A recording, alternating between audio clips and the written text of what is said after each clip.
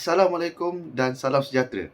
Kumpulan kami akan membentangkan subjek pengurusan awam strategi yang mana kami memilih pengurusan strategi organisasi PDRM.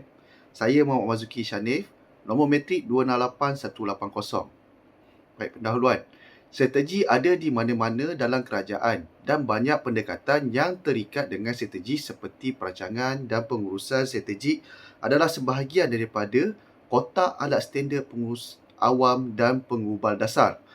Penyusunan strategi membayangkan penjajaran aspirasi dan keupayaan yang disengajakan serta muncul sekaligus memastikan aspirasi benar-benar dapat dicapai atau perlu diubah dengan mengambil kira keupayaan semasa dan kemungkinan keperluan untuk membangunkan yang baharu. Strategi tidak terhad sudah tentu kepada organisasi tunggal tetapi relevan kepada mana-mana entiti di mana aspirasi dalam keupayaan perlu diselaraskan. Sebagai contoh, individu, pasukan, organisasi, gabungan, baik dan komuniti. Presentasi akan berlaku. Pengurusan strategi dalam pentadbiran awam. Pengurusan strategi termasuk perancangan strategi tetapi juga menghubungkannya dengan pelaksanaan strategi melalui contohnya reka bentuk organisasi, pengurusan sumber, pengukuran prestasi dan pengurusan perubahan. Elemen kedua-dua pendekatan ini malah telah tertanam dalam inisiatif perundangan di seluruh dunia, memaksa mereka diterima pakai oleh organisasi awam. Strategi, perancangan strategi dan pengurusan strategi sering digabungkan dengan konsep dan amalan yang dianggap diimport daripada perniagaan termasuk kecekapan dan keberkesanan, pemikiran berorientasi pasaran dan persaingan semuanya sebenarnya mempunyai akar yang mendalam dalam sektor awam. Baik, seterusnya kawan saya akan meneruskan. Terima kasih. Assalamualaikum warahmatullahi wabarakatuh dan salam sejahtera. Saya Muhammad Musa Binuddin, nombor metrik 267487. Giliran saya untuk menerangkan berkenaan pengurusan strategik dalam pentadbiran awam. Polis Diraja Malaysia mengambil nama semasa pembentukan Malaysia pada tahun 1963. Ianya adalah sebuah institusi persekutuan yang diketuai oleh Ketua Polis Negara. Pada tahun 2005, Suruhanjaya Diraja mengeluarkan laporan, iaitu laporan Suruhanjaya Diraja kepada meningkatkan operasi dan pengurusan Polis Diraja Malaysia yang memperincikan masalah pasukan dan mengesyorkan 125 show kepada kerajaan untuk menambah baik pasukan itu. Oleh itu, perbincangan kertas kerja ini akan diambil secara substansial daripada laporan dan analisis akan berpandukan rangka kerja yang dibentangkan oleh Kelman 1987 dan Mo 1995 berdasarkan 3 tema penting iaitu strategi, pelaksanaan dan politik. Kertas kerja ini dimulakan dengan melihat kepada strategi PDRM. PDRM telah pun memulakan langkah untuk menyelaraskan summarization di A3, visi, misi dan objektifnya untuk menyesuaikan diri dengan perubahan yang berlaku dalam persekitaran kepolisian. Secara khususnya, ia telah berusaha untuk menekankan beberapa faktor asas kepada kepolisian yang baik dalam era moden, pasukan polis sebagai sebuah institusi yang wujud untuk berkhidmat dalam masyarakat. Oleh itu, apabila PDRM menyambut ulang tahun ke-200, baru-baru ini mereka telah menghasilkan strategi, visi, misi dan matlamat yang baru dan mempertingkatkan selaras dengan cadangan yang dikemukakan oleh RCR New Straits Times 25 Mac 2007. Dan perbincangan ini akan disambung seterusnya oleh rakan saya. Assalamualaikum warahmatullahi wabarakatuh. Saya Muhammad Nizam bin Ahyah. Meningkatkan polisi Malaysia, iaitu pelaksanaan. Reformasi yang boleh anda pelihara adalah penting untuk diperhatikan bahawa agensi polis iaitu memproses pengeluaran organisasi muncul daripada cara tertentu. Pegawai individu melakukan kerja mereka.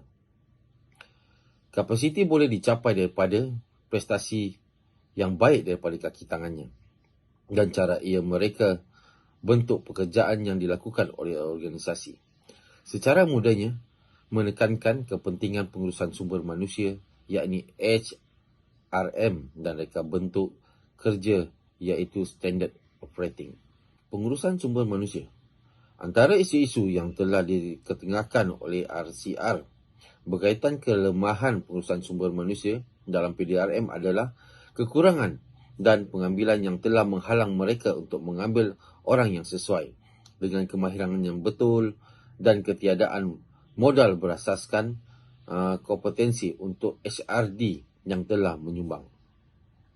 Adalah lebih sukar untuk menyasarkan, menarik dan mengupah orang yang sesuai untuk pekerjaan yang betul.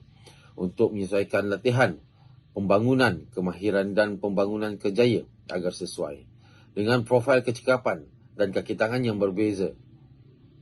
Sehubungan itu, nampaknya banyak kes yang ditolak kerana kekurangan kemahiran di kalangan pegawai pendakwa dalam polis di Raja Malaysia. Penambahbaikan dalam sistem PDRM.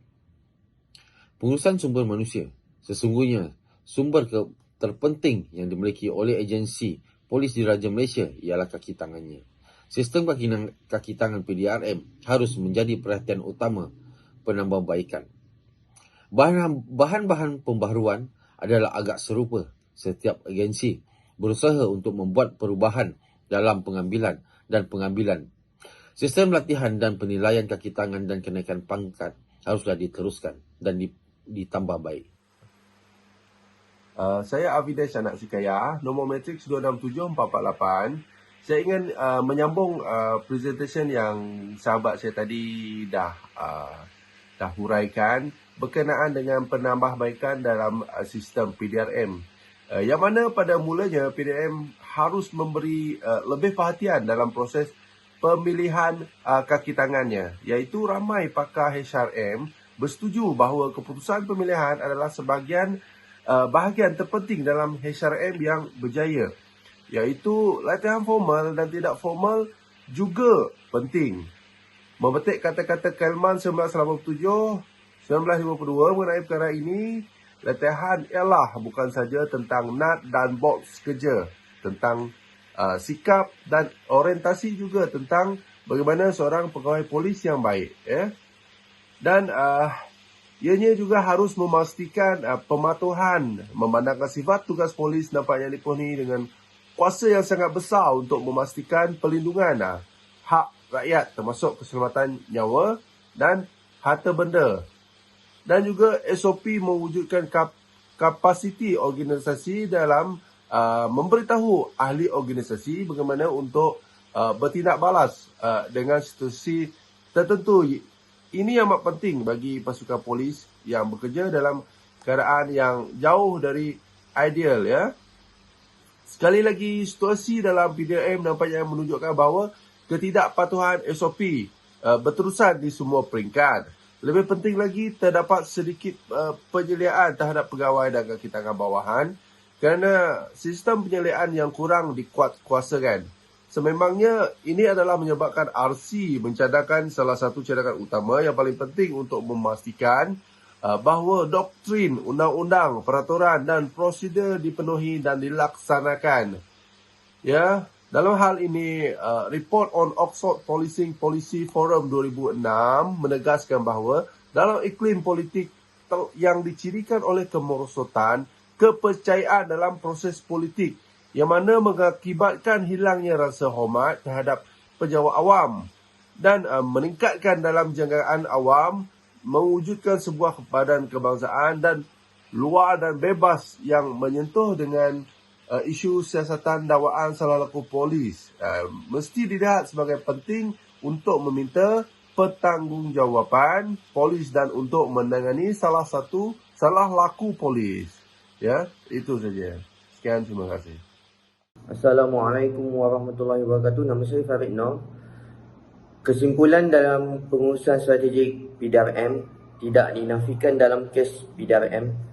Ketua Polis Negara KPN perlu memainkan peranan yang penting dalam menggerakkan sokongan daripada kerajaan bagi menambah baik keadaan semasa PDRM. Kedua, pengurus memerlukan aktor luar ini kerana mereka memerlukan kebenaran mereka untuk menggunakan sumber awam atau mereka memerlukan bantuan operasi mereka untuk membantu menghasilkan hasil yang mereka bertanggungjawab. Yang terakhir, yang ketiga, seperti yang dinyatakan oleh seorang pemerhati, menolak untuk memperbaiki diri sendiri walaupun terperangkap dalam keadaan yang suram bermakna melakukan ketidakadilan yang besar terhadap diri sendiri, menutup mana-mana jalan yang mungkin untuk perubahan dan penambahbaikan apabila orang lain mengharapkan anda adalah satu kesalahan yang lebih teruk. Sekian, terima kasih.